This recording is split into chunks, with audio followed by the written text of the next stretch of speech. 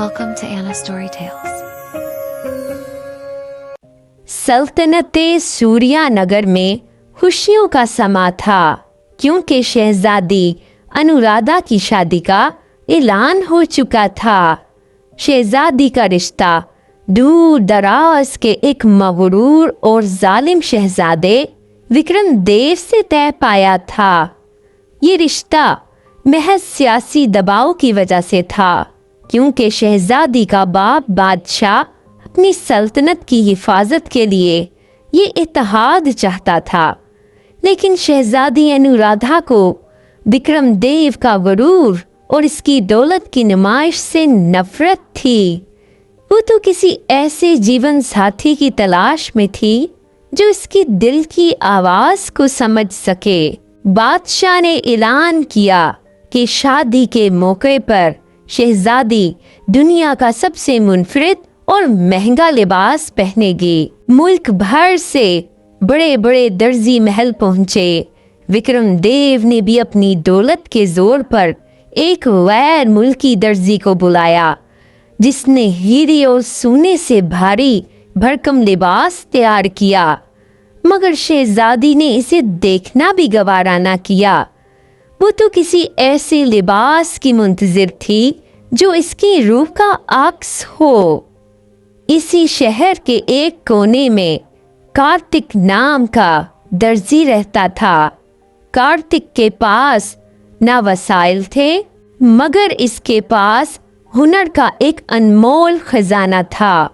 वो जब भी कपड़ा सीता इसके दिल में एक दुआ होती। इसने सुना कि शहजादी की उदासी की वजह इसकी ज़बरदस्ती की शादी है। इसने एक आम सा मगर उम्दा रेशमी कपड़ा लिया और इसे जादुई टांकों से सीना शुरू किया। इसने हर टांके में शहजादी की आज़ादी और इसकी खुशी और सच्चे जज्बात की कढ़ाई की। शादी के एक दिन पहले दरबार में सब जमा थे। विक्रम देव ने तंजिया अंदाज में कहा, अनुराधा देखो मेरा लिबास कितना चमक रहा है। शहजादी की आंखों में आंसू थे।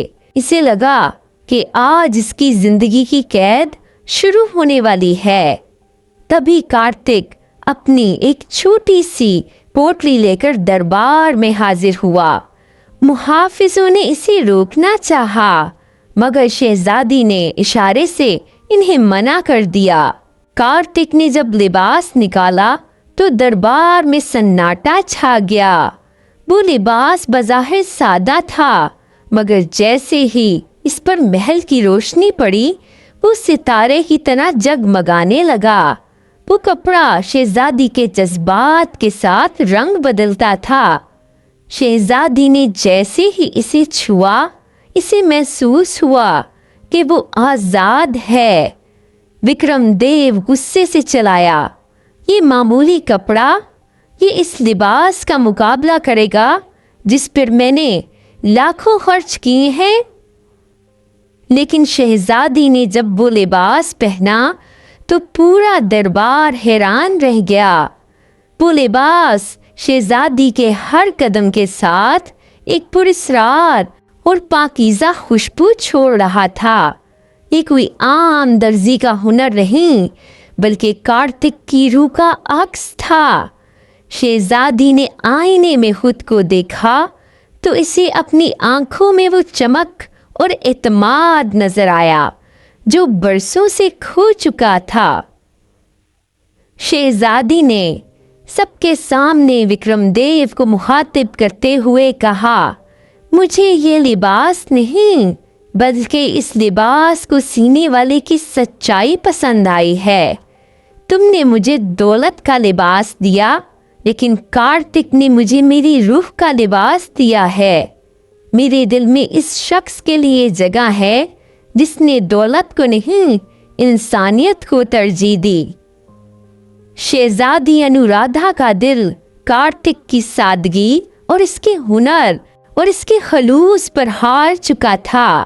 कार्तिक की आंखों में शहजादी के लिए एहतराम और मोहब्बत थी जो किसी शाही शहजादे में नहीं थी। बादशाह भी ये मंजर देखकर हैरान रह गया। इसने महसूस किया कि शहजादी की खुशी महलों में नहीं बल्कि इस शख्स के पास है जिसने इसके लिए अपना दिल निछावर कर दिया था। बादशाह ने विक्रमदेव का रिश्ता इसी वक्त मंसूख करने का ऐलान कर दिया, क्योंकि वो अपनी बेटी की कुर्बानी देने का गुनाह नहीं कर सकता था। विक्रमदेव जिल्लत के साथ महल से निकाला गया और शहजादी ने एक लम्हे के लिए भी पीछे मुड़कर नहीं देखा। बादशाह ने कार्तिक की ईमानदारी और महारत को देखते हुए इसे दरबार का खास मुमारे लिबास मुकर्रर किया और शहजादी अनुराधा के साथ इसका रिश्ता तय कर दिया। वो गरीब दर्जी जिसने अपने जादुई टांकों से शहजादी के उदास दिल को खुशी के रंगों से भर दिया था, आज इसी शहजादी का जीवन साथी बन चुका था। पूरे शहर में आज भी इस लिबास का जिक्र होता है जिसे तिलिस्मे रेशम कहा जाता है, जिसने एक जालिम रिश्ते को तोड़कर दो सच्चे दिलों को आपस में जोड़ दिया था। शहजादी अनुराधा और कार्तिक की शादी बहुत धूमधाम से हुई। दोस्तों, सच्चे हुनर और पाकीज़ा नियत में वो जादू होता है जो बड़े बड़े शाही खजानों पर भारी पड़ता है। मोहब्बत और ईमानदारी ही हकीकी वकार हैं। अगर आप चाहते हैं कि अगली बार कहानी में हम आपका नाम इस्तेमाल करें, तो नीचे कमेंट बॉक्स में कमेंट कीजिए।